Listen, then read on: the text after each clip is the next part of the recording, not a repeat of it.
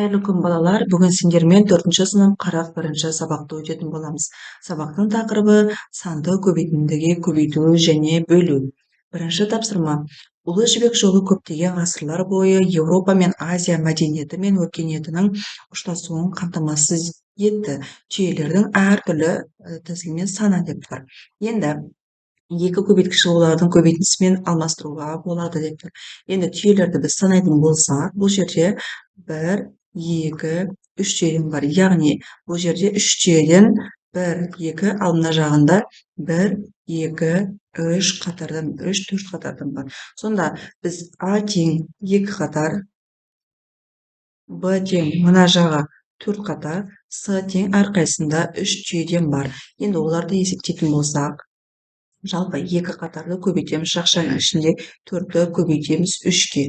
Немесе екінші нұсқасы 2-ні көбейтеміз 4-ке, жақшаның ішінде, жақшаның сыртында көбейтеміз 3-ке.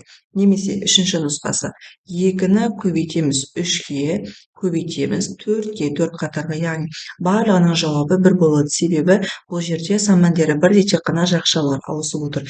Енді 2-ні 3-ке көбейтетін болсақ 6, 6-ны 4-ке көбейтетін болсақ 24.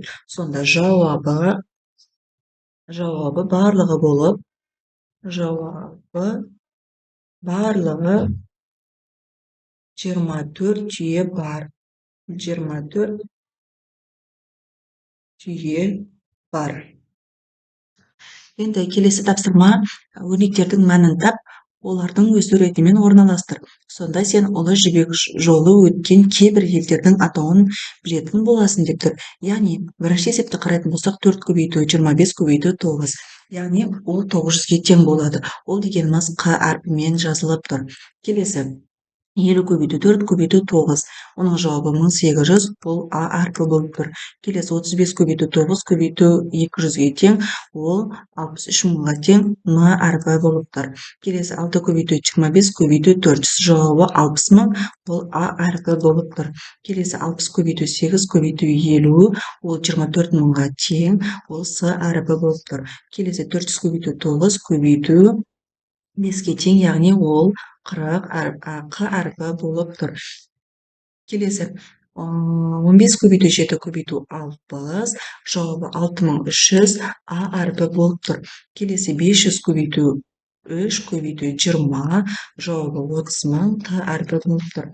Келесі 50 көбейту 24 көбейту 2, жауабы 2400, ол З әрпі болып тұр. Енді бізге айтып тұр, олардың өз суретімен орналастыр. Сонда сен ұлы жібек жолы өткен кейбір елдердің атауын білетін боламыз. Енді осы сандарды өз суретімен жазатын болсақ, екінші бетті ашып жаздым.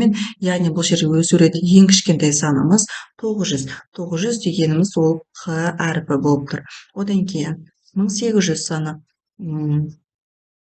1800 саны ол А әрпі болып тұр. Яғни А әрпін жазамыз. Одан кейін 2400 саны З әрпі, 6400 саны А әрпі, 18000 саны Қ әрпі, 24000 саны С әрпі, 30000 саны Т әрпі, Т, одан кейін 60000 саны А әрпі, 63000 саны Н әрпі болып тұр. Сонда бізде ұлы жібек жолы өткен мемлекет Қазақстан мемлекеті болып тұр екен.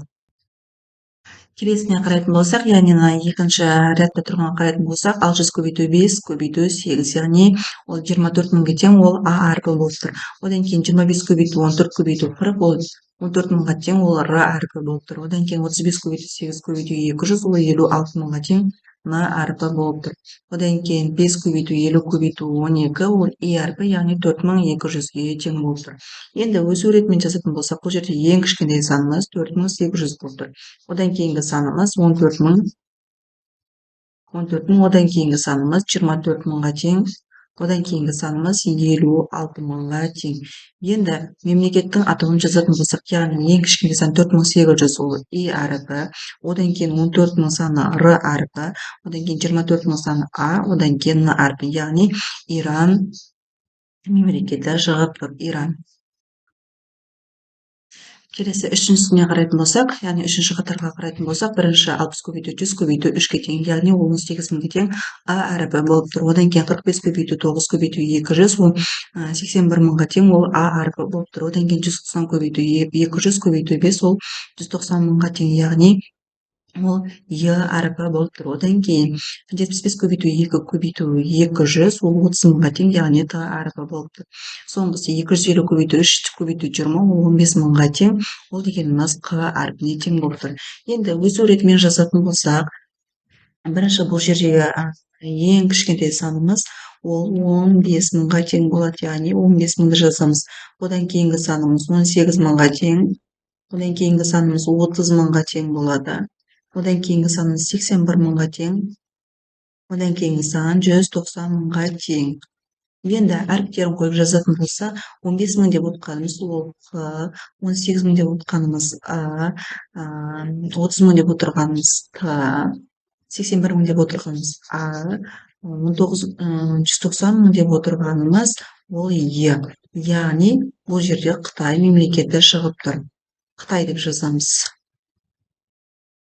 Келесі есінде сақта, есептеулер қалай орындалғанына қарайды тұр. Яғни бірінші тәсіл а бөлінген жақшаның ішінен б бөлінген с деп тұр. Мұнда бірінші жақшаның ішіндегі амал орындалады, яғни 2-ні 3-ке көбейткен 6-ға тең, 18-ді 6-ға бөлсек 3-ке тең болады. Екінші тәсіл, бұл жерде а бөлінген б көбейту с немесе а бөлінген б бөлінген с жақшаның ішіне деп тұр. Олардың екеуінің жауабы 3-ке тең болады. Ал үшінші тәсіл, а бөлінген жақшаның ішінде б көбейту с немесе а бөлінген с жақшаның ішінде болады, тағы бөлу б-ға тең, оның да жауабы 3-ке тең болады.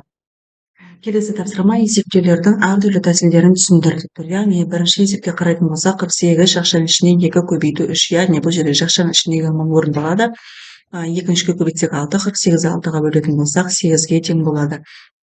Келесі 48 жақшаның ішіне 2 көбейту 3, немесе 48 бөлу 2, ол 24-ке тең болады. 24-ті 3-ке бөлетін болсақ 8, яғни екі амалдың да жауабы 8-ге тең болады.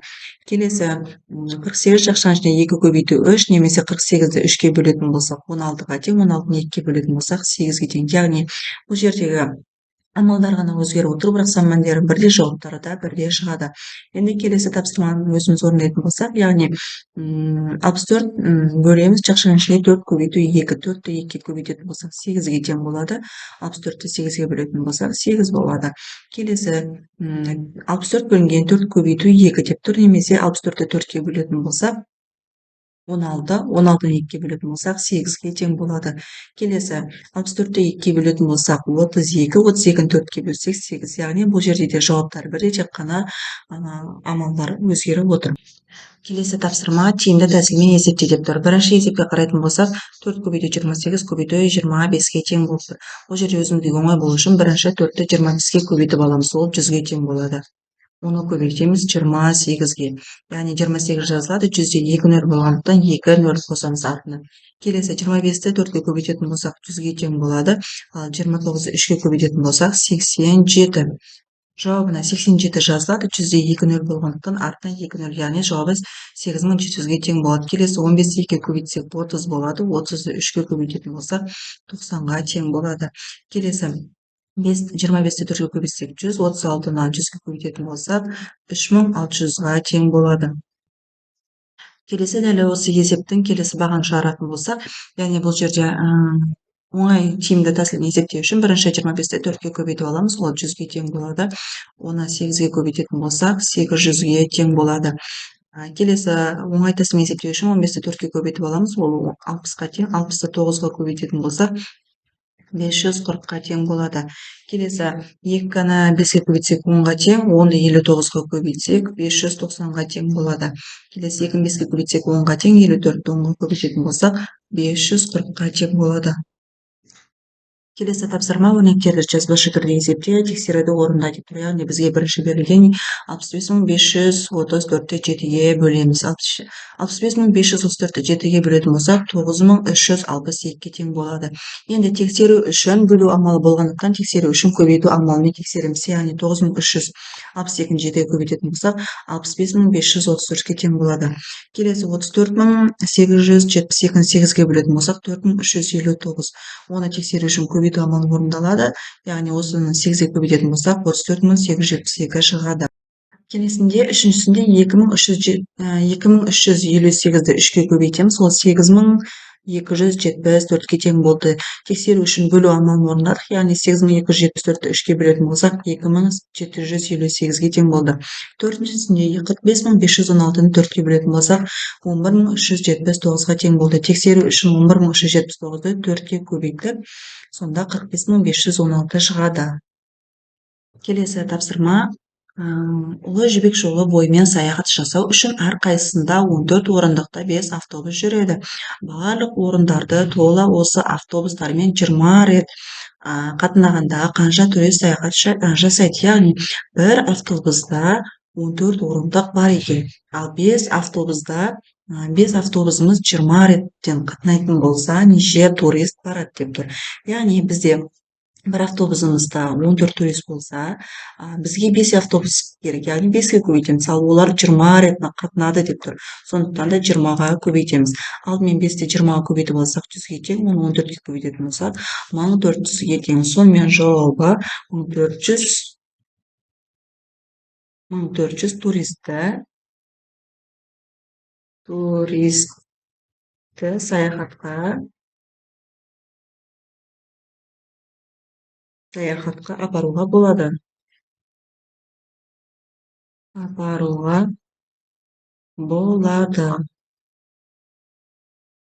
Келесі А нұсқасында саяхаттау кезін есте қалдыру мақсатында бейне дискілер жазылып, қорапқа әрқайсысында 12 диск бар, 10 орам салынды.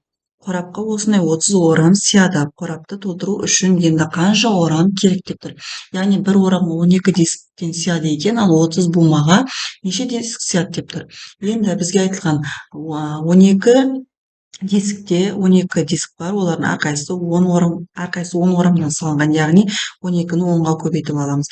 Ал бізге енді тағы 20 орамды табу үшін жалпы 30 орам сияды ғой, соның қалған 20-сын табуымыз керек. Сонда 12-ні 20-ға көбейтеміз. 12-ні 10-ға көбейтсек 120, 12-ні 20-ға көбейтсек 240, екеуіне қосатын болсақ 360. Енді жауабы жалпы қорапқа барлығы 360 диск сияды. Келесі Б нұсқасы. Кәдесый шығаратын фабрикада күніне 10 бұйым жасалынады. Әрбір бұйымға 5 метр табыстау жұмсалады. 250 метр табыстау қанша күнге жетеді? Яғни бір күнде 10 бұйым, бір бұйымға 5 метр кететін болса, 250 метріміз қанша күнге жетеді деп тұр. Шешімі бірінші болып біз 10 метрді көбейтіп аламыз 5-ге. Яғни 10 бұйымымыз 5 метрден көбейтетін болса, ол 50 метр болады. Бұл 50 метр деп отқанымыз бір күнге кетедіні. Ал енді екінші нұсқасын жазатын болсақ, 250, жалпы бізде 250 метр бар, оны 50 метрге бөлетін болса, 5, яғни 5 күнге.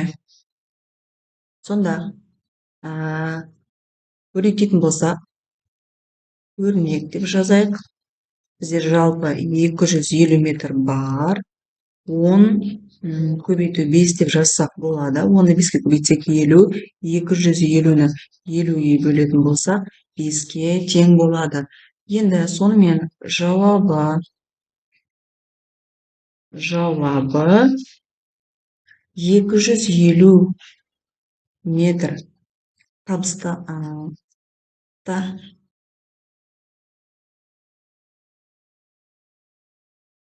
250 метр таспа бау 5 күнге жетеді екен. Келесі тапсырма. кәдесыйды сәндеу үшін 2 метр таспа алды. Оның бір бөлігін екіншісінен 40 сантиметрге ұзындау болатындай етіп бөлді. Сен таспаның әр бөлігінің ұзындықтары қандай болатынын біле аласың ба деп тұр. Яғни бізге берілген бірінші бөлігін біз x деп алатын болсақ, екінші бөлігі 40 сантиметрге ұзындау деп тұр. Сондықтан да оны x қосу 40 деп аламыз. Ал олардың жалпысы 2 метр. Енді шешімі біз бірінші бөлікті x деп алдық, яғни x оған қосамыз, екінші бөлікті x қосу 40 деп алдық. Ал 2 метр деп отқанымыз ол 200 сантиметрге тең, сондықтан да 200 деп жазып аламыз. Осы жерден 2x-ті қосатын болсақ, 2x-қа тең болады. 200-ден 40-ты азайтамыз, 160-қа тең. Ал x-ті табатын болсақ, ол 80-ге тең болады. Ал 80 деп отырғанымыз бұл бірінші бөлік үшін. Енді екінші бөлігіміз, яғни x-іміз 80-ге тең болатын болса, оған 40-ты қосатын болсақ, 120 метрге тең болады. Яғни жауабы бірінші бөлігіміз 80 метр, ал екінші бөлігіміз 120 метрге тең болады. Ал енді келесінде бірінші бөлігіміз x, екінші бөлігіміз 40-қа артық деп тұр. Сондықтан да оның барлығы бізде 2 метрге тең, екеуі 2 метрге тең деп тұр. Енді 2 метр деп отқанымыз ол 200 сантиметр. Сонда 200 сантиметрден 40-қа артық болғандықтан азайтамыз, яғни 160. Енді осы 160-ы бізде 2 бөлік болғандықтан оны 2-ге бөліп аламыз. Сонда бірінші бөлігіміз 80-ге тең болады, ал екінші бөлігіміз одан 40-қа артық болғандықтан 80-ге 40-ты қосамыз, 120, яғни екінші бөлігіміз 120-ға тең. Сонымен жауабы біріншісінікі 80 метр, екіншісінікі 120 метрге тең болады. Келесі тапсырма тиімді тәсілмен есепте деп тұр. Яғни бірінші есепті қарайтын болсақ, 160 бөлінген жақшаның ішінде 4 көбейту 10-ға тең болып тұр. Енді бұл жерде бірінші жақшаның ішіндегі амал орындалады.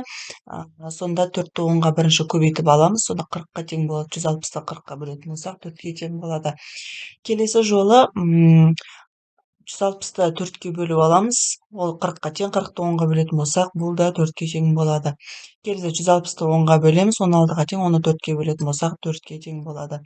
Келесі есептерде дәл осындай амалмен шығарылады. Сонда бұл жерде А бөлінген Б көбейту С деген формулаға саламыз. Немесе екінші формуламыз А бөлінген Б жақшаның ішіне аламыз, оны тағы бөлеміз С-ға.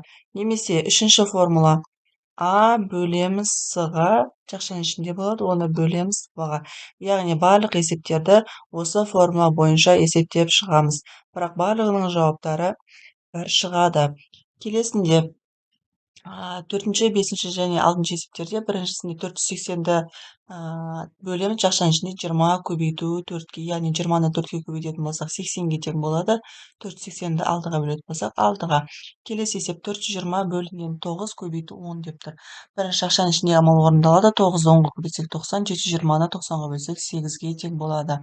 Келесі 360 бөлінген жақшаның ішінде 3 көбейту 2. 360-ды 6-ға бөлетін болсақ 60-ға тең болады.